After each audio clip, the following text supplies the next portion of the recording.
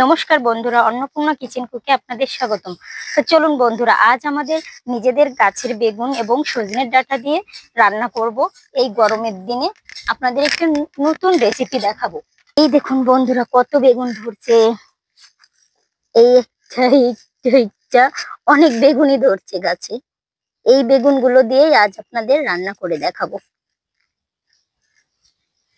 তো আমি এখন বেগুনগুলো কাটছি।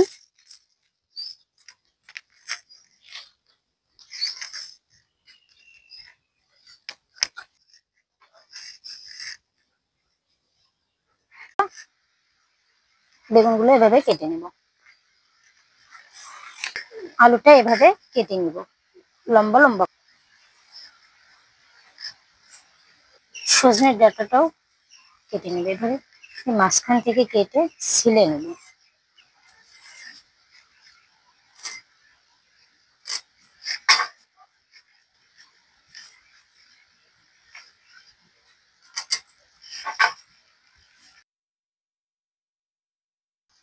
দেখুন বন্ধুরা, বেগুন বেগুন সজনের ডাঁটা এবং আলু দিয়ে তেলাপিয়া মাছের রান্নাটা খুবই সাধারণ। আজ আমি আপনাদের এই সাধারণ ভাবেই রান্না করে দেখাবো। কড়াইতে তেল গরম করার জন্য দিয়ে দেব। আলু এবং সজনের ডাঁটা একসাথে ভাজি করে নেব।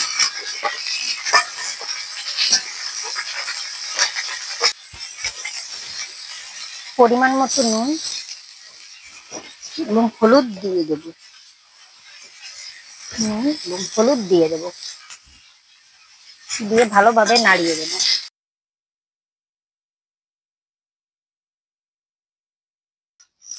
দেখুন বন্ধুরা, জলটা ফুটে আসছে।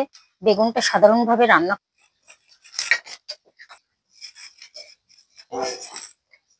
এবার আমরা কড়াইটা ঢাকা দিয়ে দেব বেগুনগুলোকে ভালোভাবে সিদ্ধ করার জন্য।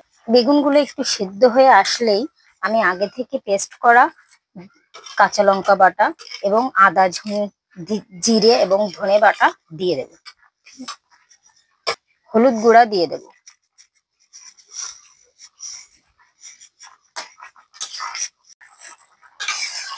বেগুন আলু ভালোভাবে সিদ্ধ হয়ে আসলে আমরা মাছ দিয়ে দেবো এর ভিতরে।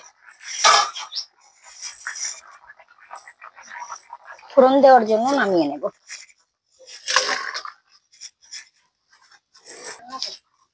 কড়াইতে সাদা তেল দিয়ে নেব।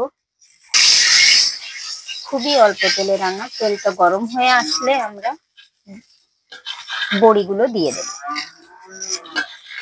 বড়িগুলো যখন লাল লাল হয়ে আসবে তখন আমরা তরকারিটা ঢেলে দিব।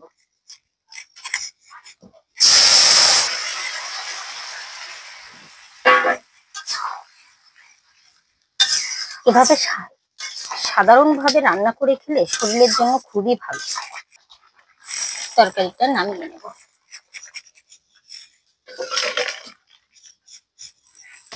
খুবই সাধারণ এই রান্নাটা, আপনাদের কেমন লেগেছে জানাতে ভুলবেন না।